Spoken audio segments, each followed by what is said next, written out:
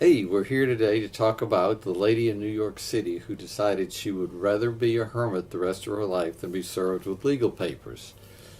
You know from your chapter that in order to be actually sued in a lawsuit, you must receive a copy of the suit, the papers. That's called service of process.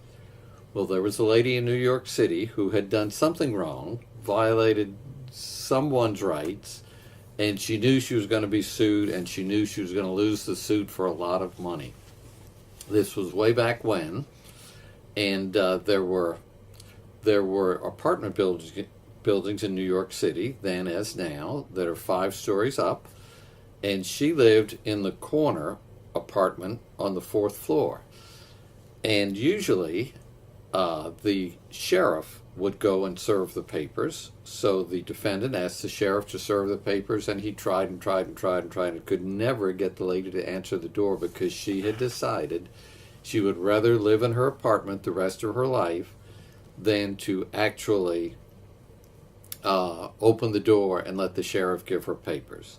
So, with the court's permission, a private process server was retained, and that private process server said, okay, I'm going to be innovative here.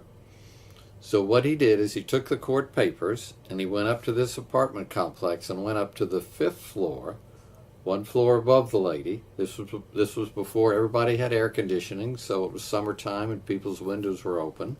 Went up to the 5th floor in the corner, knocked on the door of the lady on the 5th floor, cat-a-corner to the lady on the 4th floor, and said, lady, I'll pay you $20 to use your kitchen window for a few minutes.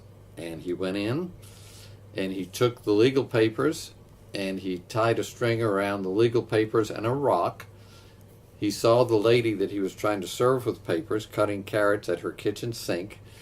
He aimed carefully and he threw the rock with the papers attached to it out the 5th floor window into the 4th floor window. He saw them land right in the kitchen sink where the lady was cutting the carrots.